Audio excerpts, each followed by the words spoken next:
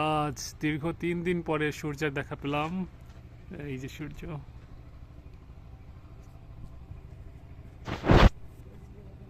রোদ উঠছে।